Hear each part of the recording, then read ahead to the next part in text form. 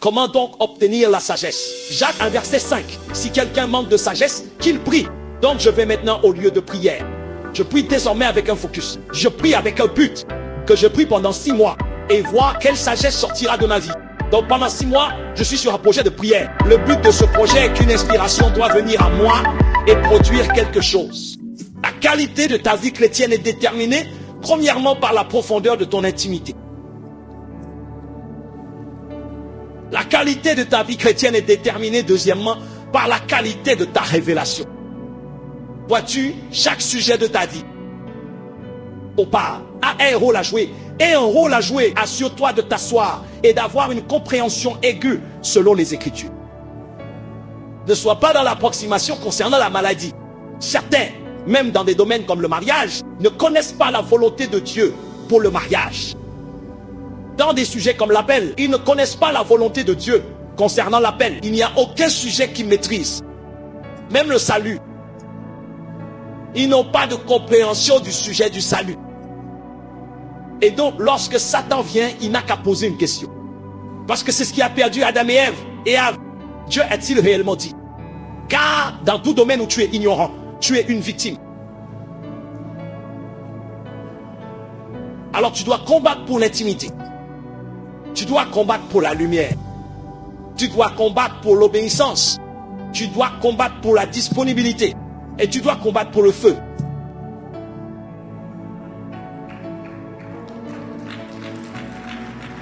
La question est, et tout?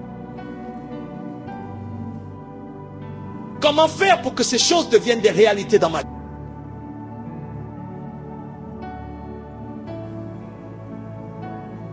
Je vais traiter maintenant 3 choses alors que je commence à conclure.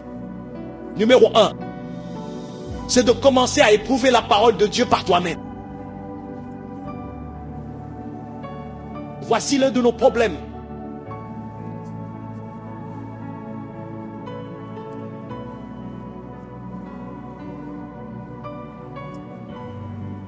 Voici l'un de nos problèmes, Alain. Nous citons simplement les Écritures. Parfois, nous sommes même excités et nous les ignorons. Et nous repartons.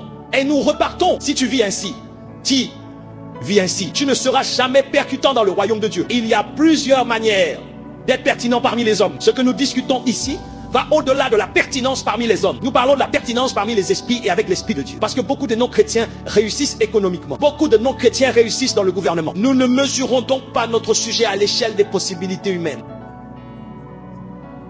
Nous parlons d'une pertinence au-delà du domaine humain. Être grand et pertinent devant Dieu. C'est cela notre sujet ici. Et nous considérons, entre autres, le rôle de l'intensité pour que ceci compte, pour que cela arrive. Tu dois arriver au point où tu dis, je respecte ce que j'entends de l'auteur, mais il est temps pour moi d'éprouver ce que dit la Bible dans ma propre vie. Donc tout ce que je vais faire selon l'Écriture, je vais d'abord m'asseoir. Comprendre ce que c'est. Comprendre comment cela se fait et pourquoi cela se fait. Quand je comprends cela, je commence à appliquer le quoi, le comment, jusqu'à obtenir le pourquoi. Je parlais récemment à mes fils. Je leur ai dit, chaque jour nous nous réunissons pour prier. Peux-tu mesurer le progrès que tu fais dans la prière? Parce que si tu n'en es pas encore arrivé à dire, puisque nous parlons tellement de la prière, que je prouve la prière dans ma vie, alors tu vas découvrir comment prier. Si tu comprends comment prier, alors écris peut-être 5 raisons pour lesquelles tu pries. Et tu mets ces raisons quelque part et tu commences un programme de prière pendant 1 mois ou 2 ou 3 mois. Et tu observes ces raisons. Si ces raisons deviennent réalité.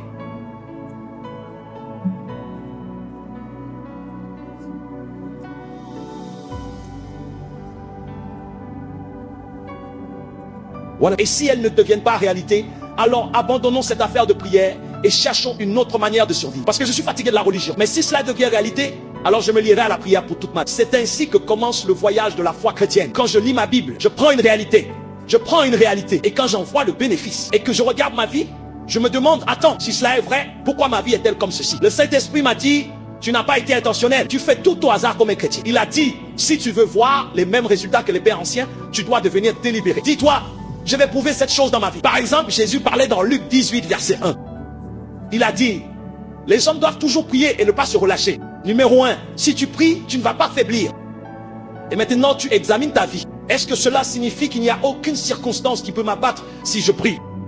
Et maintenant, tu regardes les 5 dernières années. Y a-t-il pas eu quelque chose qui t'a renversé? Si quelque chose t'a renversé, alors où était le rôle de la prière? Donc tu te dis maintenant, pour les 6 prochains mois, je vais me consacrer à la prière. Pour voir si un vent, une nouvelle, ou quoi que ce soit qui entre dans mon espace, peut me faire tomber. Et si après 6 mois, tu découvres que tu tiens debout, alors tu peux te dire véritablement que la prière fonctionne. Il a dit, si tu faiblis au jour de la détresse, ce n'est pas parce que ton Dieu n'est pas vivant, c'est parce que ta force est petite. Cela signifie que la raison pour laquelle la détresse nous renverse, c'est parce que nous sommes faibles à l'intérieur. Donc la prière bâtit la force. Il a dit, ceux qui se confient en l'Éternel, il a dit, ils prennent leur envol comme les aigles. Il a dit, quand ils courent, ils ne se lassent pas. Quand ils marchent, ils ne se fatiguent pas. Cela signifie-t-il que dans tout domaine de la vie que je commence à entreprendre, il n'y aura aucun moment où je vais faiblir? Est-il possible que je sois productif et pourtant sans fatigue? Quel est le secret? Il a dit, attendre l'Éternel. Alors que je commence mon entreprise, que je vois si cette chose est vraie, que la force viendra continuellement, que j'affronte ma carrière avec toutes les médisances, les complots, la malice, que je vois si je vais triompher. Simplement en attendant. Simplement en attendant la capacité soit à bord. Et donc maintenant j'attends avec un but. Y a-t-il de la force dans l'attente? Y a-t-il une énergie dans la prière? Je dois trouver cette énergie. Je dois trouver cette énergie, mais tu vois, parce que nous ne sommes pas délibérés, même lorsque nous prions, il n'y a pas de focus. Je ne prie pas seulement parce que l'église dit prions.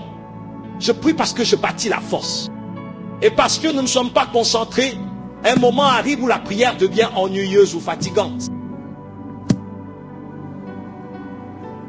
La Bible dit, la sagesse est la chose principale. Il dit, acquiers donc la sagesse. Dans tout ce que tu acquiers l'intelligence. Pourquoi? Il dit, par la sagesse, les rois règnent.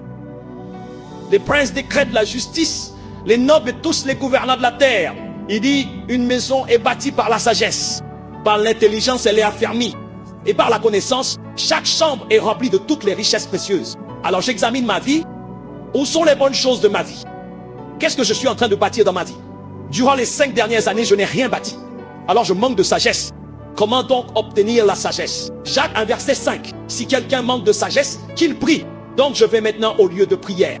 Je prie désormais avec un focus. Je prie avec un but. La Bible dit, la sagesse bâtit une maison. La sagesse produit l'établissement. La sagesse fait venir les bonnes choses dans la vie d'un homme. Par la sagesse, les hommes règnent. Que je prie pendant 6 mois et voir quelle sagesse sortira de ma vie. Donc pendant 6 mois, je suis sur un projet de prière. Le but de ce projet est qu'une inspiration doit venir à moi et produire quelque chose. Voici ma carrière où je suis devenu confus. Voici ma famille où je suis devenu confus. Voici mon affaire où je suis devenu confus. Que je prie pendant 6 mois. Si aucune réponse ne vient, alors examinons de nouveau la prière.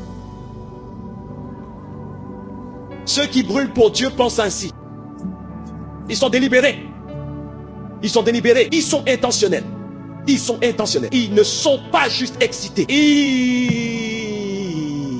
Ils ne fonctionnent pas par impulsion momentanée. Vois-tu, quand tu rencontres un homme qui brûle pour Dieu, chaque jour de sa vie, il a un agenda. Donc tout ce que tu le vois faire, il a un focus. Il a un objectif. Il a un objectif. Il a une cible. Il a une cible. Il a des échéances. Il a des échéances. C'est pourquoi il n'a pas le temps pour les commérages. C'est pourquoi il n'a pas le temps pour les discussions futiles. C'est pourquoi il n'a pas le temps d'aller où tout le monde va. Il est sur un projet. Il est sur un projet.